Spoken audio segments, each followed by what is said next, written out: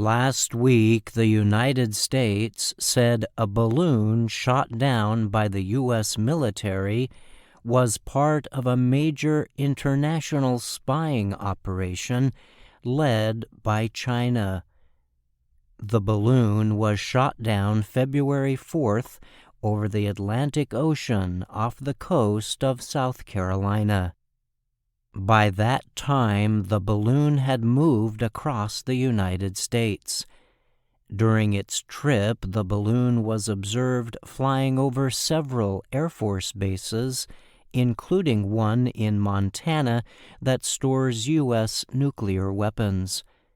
U.S. officials have repeatedly stated they believe China purposefully flew the balloon into U.S. airspace and that the airship had the ability to carry out spying activities.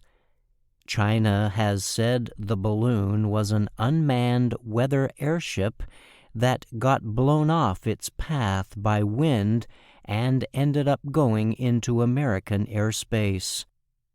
Chinese officials have accused the U.S. of overreacting by shooting the balloon down with a missile fired from an F-22 fighter plane. Since the downing of that balloon, U.S. military jets have also shot down 3 other unidentified objects found moving across American and Canadian territory. National Security Council spokesman John Kirby said last week that while those 3 objects were not confirmed to be spy balloons, the U.S. couldn't rule out that possibility. Kirby added that the U.S. decided to take out the 3 other high-flying objects out of an abundance of caution because they might have presented a risk to civilian planes in the area. U.S. officials have suggested that such balloons have limited additive capabilities compared to China's other intelligence-gathering programs. So how effective are air balloons at carrying out spying activities? Experts say such efforts might seem low-tech compared to satellites and other intelligence-gathering methods, but they can be useful instruments if they are equipped with the right technology tools. Historically, high-flying balloons have often been used for spying and military activities. During World War II, Japan's military dropped bombs into U.S. territory using balloons designed to float in jet stream air currents. No military targets were damaged by the balloons, but several civilians were killed when one of the balloons crashed in a forest in the northwestern state of Oregon. Just after World War II, the U.S. military started exploring the use of deployed spy balloons. This led to a series of operations called Project Genetrix. U.S. government documents suggest the project flew photographic balloons over Soviet Union-supported territory in the 1950s.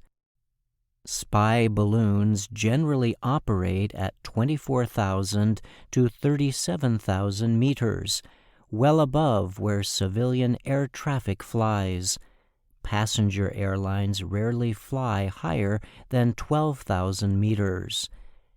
A 2009 report to the U.S. Air Force's Air Command and Staff College said one advantage of balloons over satellites is the ability to observe wide areas of territory at closer distances.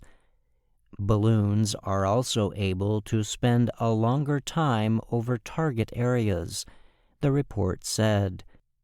Experts have also noted that balloons do not cost a lot of money to deploy.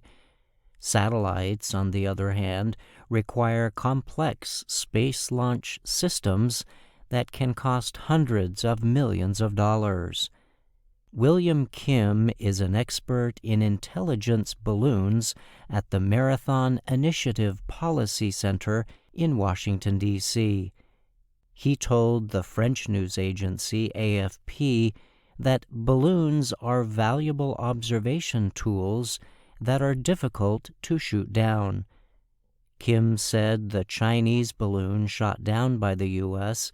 was likely a normal weather balloon with some added technology. Images of the balloon showed that it was solar-powered and appeared to have electronics, guidance, and data-collecting abilities, he added. Kim said he believes the balloon was powered by artificial intelligence AI technology. This would enable it to guide itself based on air changes in the atmosphere. Before, you either had to have a tether or you just send it up and it just goes wherever the wind takes it, Kim said. Another possible advantage of balloons over satellites is that they are difficult to find with traditional radar equipment. These are materials that don't reflect. They're not metal, Kim said. So even though these balloons expand to quite large, detecting the balloon itself is going to be a problem, he added. I'm Brian Lynn.